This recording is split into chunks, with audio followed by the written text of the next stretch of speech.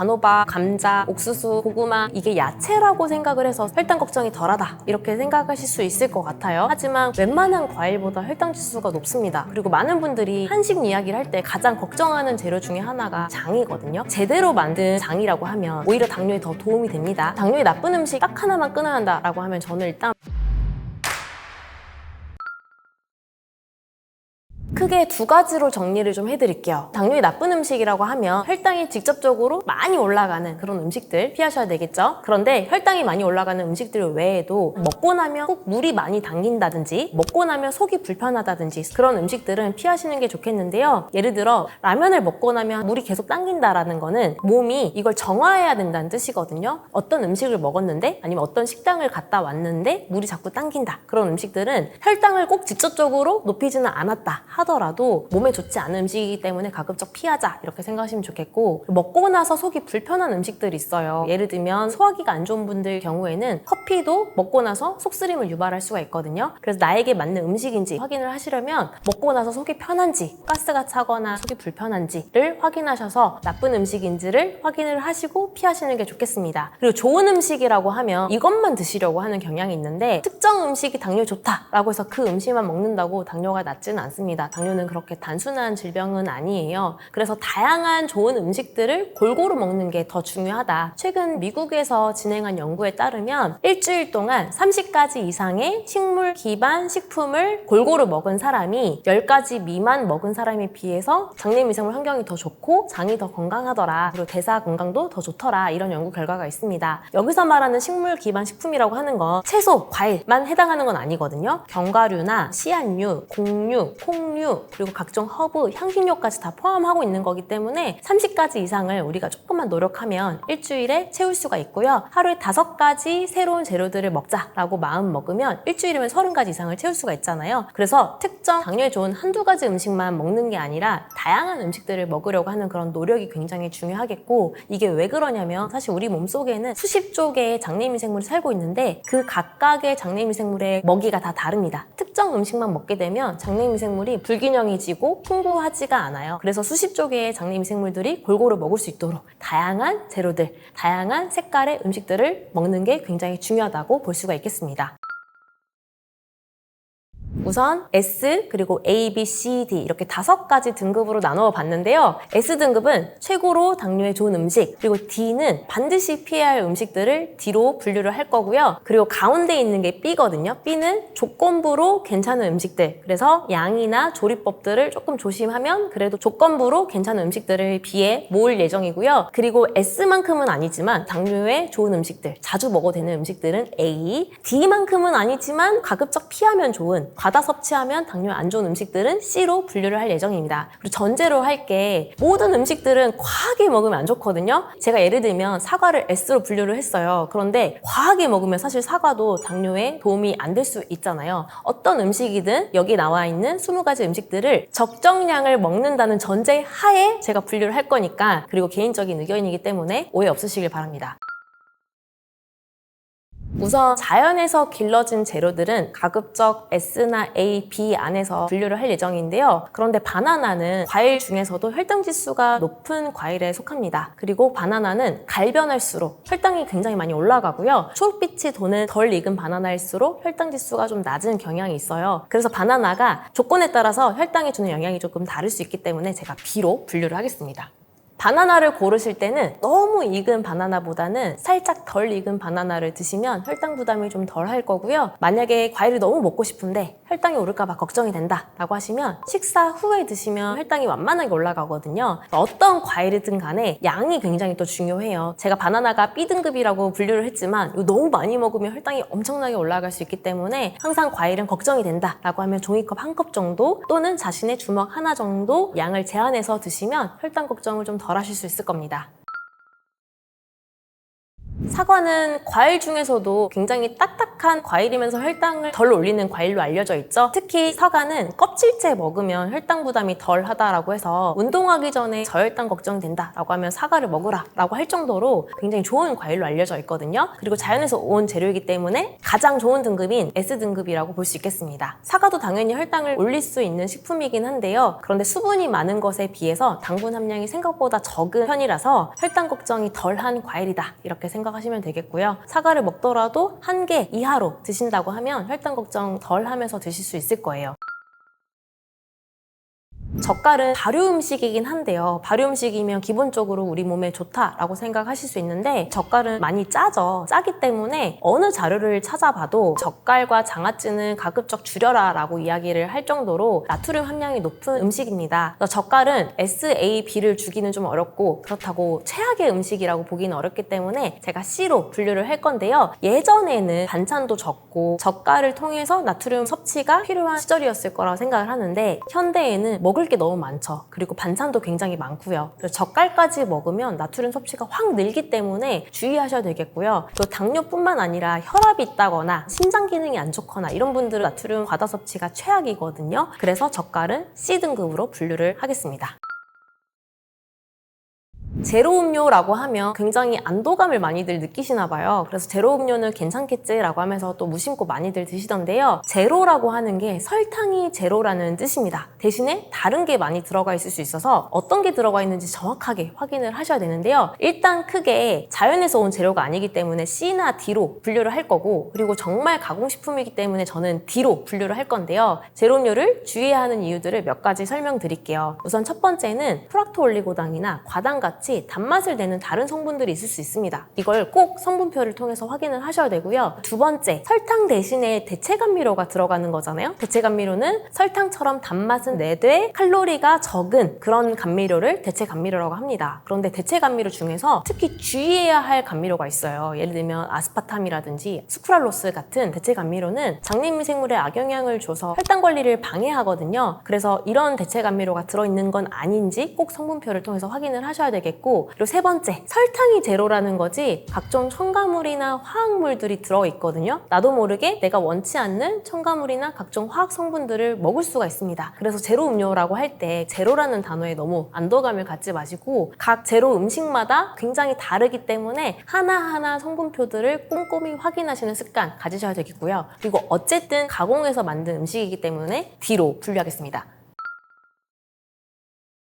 딸기는 사과처럼 혈당 걱정이 덜한 과일이에요. 그리고 자연에서 온 거기 때문에 SAB에 해당하겠고, 그 중에서도 혈당 걱정이 덜하고 각종 비타민과 무기질이 풍부한 음식이라서 사실 전반적인 건강에도 굉장히 도움을 주거든요. 혈당 걱정이 덜하면서 건강에도 좋기 때문에 S등급에 해당하겠습니다.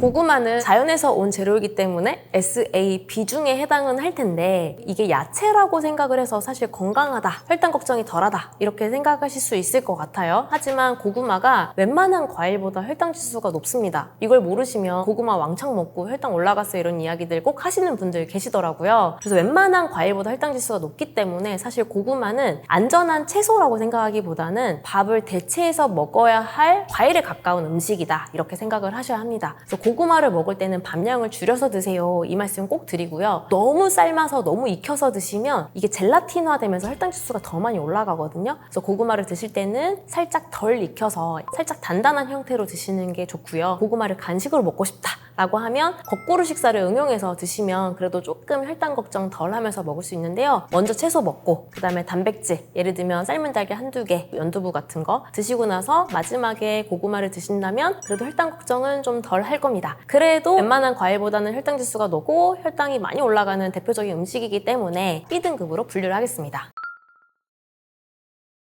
단호박도 고구마랑 결이 같습니다. 그래서 단호박, 감자, 옥수수, 고구마 이 4가지 채소의 공통점이 혈당을 많이 올리는 채소라는 점인데요. 그래서 최근에 제 환자분도 단호박이 혈당이 좋을 줄 알고 건강에 좋다고 생각을 해서 많이 먹었더니 혈당이 엄청 올라갔어요 이런 얘기를 하시더라고요. 그래서 단호박, 고구마, 감자, 옥수수는 채소 중에서도 혈당을 많이 올릴 수 있기 때문에 사실 채소라기보다는 탄수화물에 가깝다라고 생각을 하시고 드실 거면 밥량을 줄여서 드셔야 합니다. 그래서 단호박도 고구마랑 마찬가지로 B등급으로 분류하겠습니다. 견과류는 단백질과 지방 위주로 이루어져 있기 때문에 사실 혈당 걱정이 덜 하죠. 당연히 당뇨에 좋은 음식이 맞고요. 만약에 견과류가 조미가 되어 있다. 예를 들면 달거나 짜다. 그러면 건강에 안 좋습니다. 우리가 얘기하는 견과류는 조미가 전혀 되지 않은 자연 형태의 견과류를 말하는 거고요. 그리고 적정량을 먹었을 때 견과류가 좋다는 거지, 제 환자분 중에는 견과류를 매일 밤마다 먹어서 굉장히 살이 많이 쪄서 왜 살이 찌죠? 평소에 뭐 먹나요? 라고 이것저것 여쭤보다가 밤마다 견과류를 드시는 습관이 있어서 그걸 끊게 했더니 체중이 감량됐었던 그런 기억도 있습니다. 그래서 견과류는 자신의 손으로 한 줌까지만, 이게 아몬드 한 줌, 호두 한 줌, 각각 한 줌이 아니라 그냥 모든 견과류 다 합쳐서 통째로 한 줌까지만 드셔야 하고요. 그렇다 보니까 그렇게 양이 많지는 않습니다. 달거나 짜지 않은 천연 그대로의 견과류를 한 줌까지만 드신다고 하면 S등급으로 가겠습니다. 삼겹살은 우리가 구워서 먹는 거잖아요. 사실 조리법이 굉장히 중요한데요. 같은 돼지고기를 하더라도, 같은 부위를 하더라도 찌거나 삶으면, 예를 들면 수육으로 만들었다. 그러면 건강에 더 도움이 되겠죠. 하지만 삼겹살은 기본적으로 기름이 많은 부위를 굽기 때문에 건강에 그렇게 좋다라고 말씀드릴 수가 없겠고요. 그리고 삼겹살 먹고 나서 남은 삼겹살 보면 아시겠지만 기름이 굳어 있잖아요. 포화지방인 거거든요. 육류에 있는 지방은 상온에서 굳는 습성이 있습니다. 이게 우리 몸에 들어왔을 때도 같은 습성을 갖는 거라서 사실 식물성 기름에 비해서 동물성 기름이 혈관 건강에도 안 좋고 심혈관 질환도 유발할 수 있고 하기 때문에 삼겹살은 아무리 자연에서 온 음식이라고 하지만 또 조리법에서도 안 좋고 기름이 굳는 특성을 갖고 있기 때문에 C등급으로 분류를 하겠습니다. 그래서 평소에 나는 육류 섭취가 필요하다, 고기가 너무 먹고 싶다, 이런 분들은 이걸 쪄서 수육 형태로 드시는 게 더 좋으니까요. 수육으로 드시는 걸 권장해 드립니다. 요새는 고추장이나 쌈장도 저당장이 나오더라고요. 그런 거 활용하시면 혈당 걱정 덜 하면서 드실 수 있는데, 우리가 기본적으로 새우젓이나 장이 있어야 고기를 또 맛있게 섭취를 할 수가 있잖아요. 대신에 먹고 나서 너무 물이 많이 먹힌다라고 하면 짜게 먹은 거거든요. 적절한 양을 섭취를 해야 되는데 너무 많은 새우젓, 너무 많은 쌈장을 함께 먹는다고 하면 사실 나트륨 섭취가 너무 많은 거고 이게 혈당 건강에는 좋지 않기 때문에 먹고 나서 입이 너무 짜지 않은 정도, 물이 당기지 않는 정도로만 적절하게 드시는 걸 권해드립니다. 감 자체는 자연에서 온 재료이고 혈당 지수가 생각보다 높지 않기 때문에 과일 중에서도 혈당을 많이 올리지 않는 좋은 과일에 속하는데, 근데 감을 말리게 되면 곶감이 되잖아요. 이런 곶감은 당 지수가 올라갑니다. 피하시는 게 좋고요. 아무리 자연에서 왔다 하더라도 혈당 지수가 높기 때문에 B등급에 해당하겠습니다. 미숫가루는 곡류를 빻아서 가루 형태로 만들어서 이걸 물이나 우유에 타먹는 건데요. 일단 자연에서 온 재료이긴 하죠. 그래서 S나 A, B로 갈 것 같긴 한데 사실 가루로 빻아서 만든 거기 때문에 몸에서 흡수가 굉장히 빠릅니다. 혈당이 급격하게 올라가요. 순식간에 올라가고, 그럼 췌장은 갑자기 혈당이 올라가니까 인슐린 분비를 급격하게 해야 되고 혈당 변동성이 굉장히 커질 수 있거든요. 사실 미숫가루는 자연에서 온 재료이고 몸에 좋을 것 같지만 생각보다 혈당에 악영향을 줄 수가 있기 때문에 C등급으로 분류를 하겠습니다. 그리고 만약에 미숫가루를 먹겠다라고 하시면 설탕 없이 드셔야 하겠고요. 그리고 거꾸로 식사를 활용해서 채소 먼저 먹고 단백질 먹고 마지막에 미숫가루를 먹으면 혈당 걱정 조금 덜 하면서 드실 수 있을 겁니다. 그리고 기왕이면 물보다는 우유에 타먹는 게 좀 나을 텐데요. 우유는 단백질 함량이 높기 때문에 포만감도 주고 너무 급격한 혈당 상승은 좀 막아주는 그런 효과도 있을 거예요. 미숫가루를 피하시는 게 좋지만 드실 거면 몇 가지를 주의해서 드시면 되겠습니다. 쑥떡도 마찬가지인데요. 떡을 만들려면 쌀을 갈아서 가루로 만들어서 이걸 다시 뭉쳐가지고 만드는 게 떡이잖아요. 그렇기 때문에 기본적으로 먹었을 때 가루가 쉽게 흡수가 되기 때문에 혈당이 굉장히 빠르게 올라갑니다. 혈당 스파이크를 유발할 수 있는 게 바로 떡이라고 보시면 되겠습니다. 그래서 아무리 몸에 좋은 쑥을 넣은 쑥떡이라고 할지라도 혈당이 급격하게 올라갈 수 있기 때문에 피하시는 게 좋겠고, 그리고 쑥떡을 어떻게 만드는지도 굉장히 중요해요. 그 안에 고명을 넣었을 수도 있죠. 여러 가지 단맛이 들어간 고명이 들어갔을 수도 있고, 쑥떡을 꿀에다 찍어 먹으면 또 최악이겠죠. 그래서 쑥떡 자체는 건강해 보이지만 마찬가지로 혈당 스파이크를 유발할 수 있기 때문에 C로 분류하겠습니다.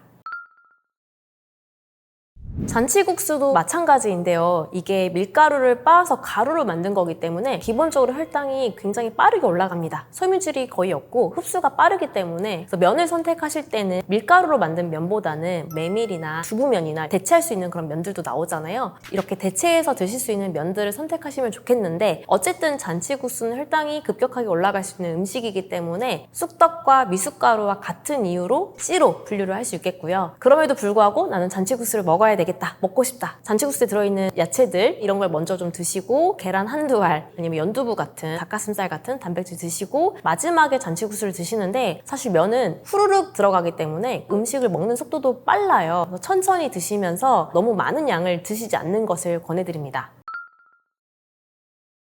회는 자연에서 온 음식이기 때문에 SAB 중에 속할 텐데요. 회는 탄수화물이 거의 없고 지방과 단백질로 구성이 되어 있어서 혈당 걱정 염려가 적습니다. 그래서 당연히 S등급이 맞겠고요. 회 중에서도 연어나 참치는 또 오메가3도 풍부해요. 그래서 적절하게 회를 섭취하시면 좋겠고 S등급에 해당하겠습니다.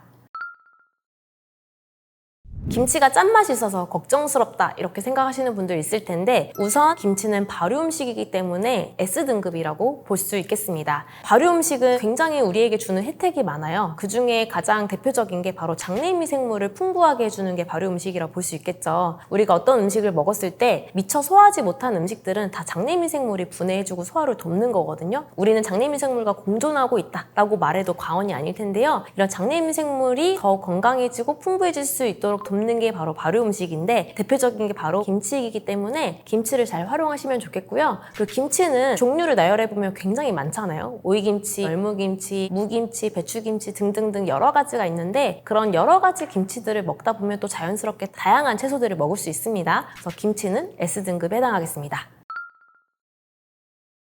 깻잎은 자연에서 길러진 음식이기 때문에 우리 몸에 기본적으로는 좋은 채소다라고 생각하시면 되겠고 그래서 SAB 중에 해당할 텐데요. 특히 깻잎은 여러 채소들 중에서도 혈당을 낮추고 당뇨를 개선하는 데 도움을 준다는 연구 결과들이 많습니다. 따라서 깻잎은 S등급에 해당하겠습니다.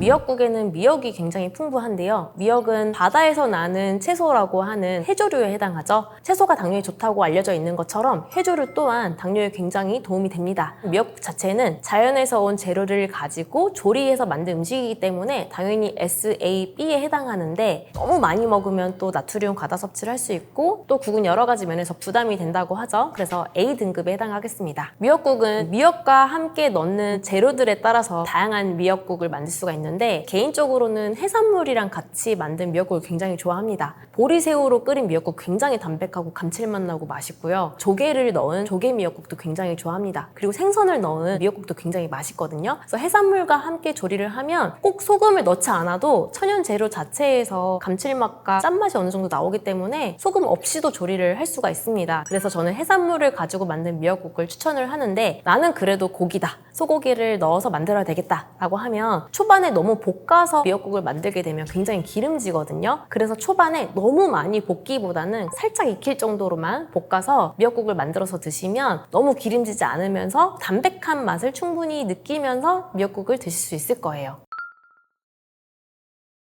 겉면은 기름에 튀긴 유탕면보단 낫지 않냐? 라고 말씀하시는 분들이 많이 있는데요. 맞습니다. 겉면은 기본적으로 지방 함량과 칼로리가 적죠. 특히 포화지방 함량이 낮기 때문에 심혈관 질환 위험을 좀 낮출 수 있기는 합니다. 그렇지만 겉면은 정제탄수화물로 만든 음식이기 때문에 지방 함량이 적고 칼로리가 낮다는 이점은 있지만 혈당에 있어서는 똑같은 결과를 가지고 오거든요. 굉장히 혈당이 급격하게 올라가고 혈당 스파이크가 유발됩니다. 그래서 겉면은 사실 혈당에는 굉장히 안 좋은 음식이라고 볼 수 있겠고 그리고 가공해서 만든 음식이잖아요. 최악의 음식, D등급에 해당하겠습니다. 육개장은 기본적으로 자연에서 온 재료들을 가지고 조리해서 먹는 거죠. 그래서 SAB 중에 해당할 텐데요. 그리고 어떻게 조리하느냐가 굉장히 또 중요한 음식이기도 합니다. 육개장을 끓일 때 고기를 너무 많이 볶게 되면 기름이 굉장히 많은 육개장이 되거든요. 아예 내지 않고 만들 수 있는 육개장 레시피도 있으니까요. 참고하시면 좋겠고 그리고 육개장이 건강에 좋은 이유 중에 하나가 여러 가지 재료들을 한 번에 모아서 특히 여러 가지 채소들을 동시에 한 번에 먹을 수 있는 음식이라서 그렇거든요. 그래서 어떻게 조리하느냐 조리하냐가 굉장히 중요해서 고기를 아예 볶지 않고 고기 없이 육개장을 만드는 방법도 있기 때문에 그런 레시피를 고려를 한다면 A등급에 해당하지 않을까 생각합니다. 제육볶음도 마찬가지로 자연에서 온 재료를 가지고 조리해서 만든 음식이기 때문에 어떻게 조리하느냐가 굉장히 중요합니다. 그리고 많은 분들이 한식 이야기를 할 때 가장 걱정하는 재료 중에 하나가 바로 장이거든요. 고추장, 쌈장 이런 거 안 좋지 않냐 이런 얘기들 많이 하시는데 제대로 만든 장이라고 하면 오히려 당뇨에 더 도움이 됩니다. 앞서 말씀드렸던 김치랑 같은 이유이고요. 그래서 직접적으로 설탕을 일부러 많이 넣지 않은 발효 과정을 정말 꼬박꼬박 거친 제대로 만든 장이라고 하면 오히려 건강과 당뇨에 도움이 되는 재료입니다. 그런 고추장을 가지고 제육볶음을 만들고 너무 기름지지 않게 다양한 야채들이 굉장히 많게 채소가 풍부한 제육볶음을 만들었다고 하면 A등급으로 분류하겠습니다.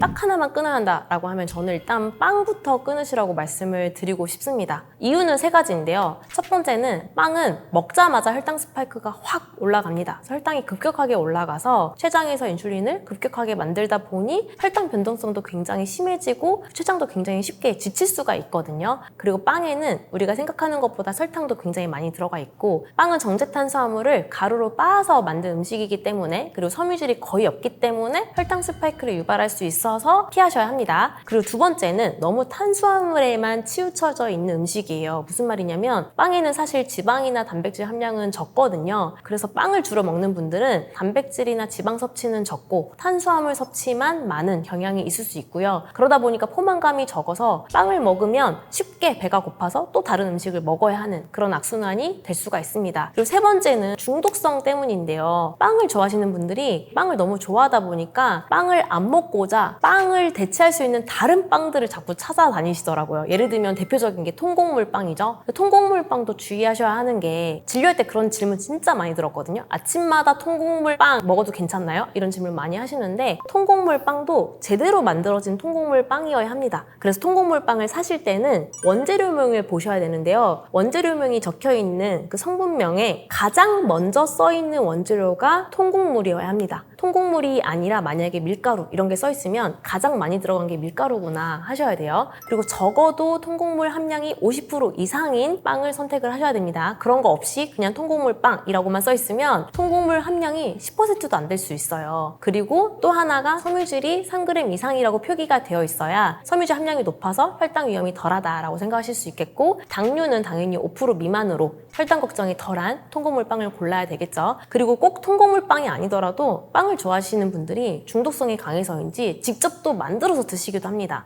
가급적 빵은 반드시 당장 끊으셨으면 좋겠습니다.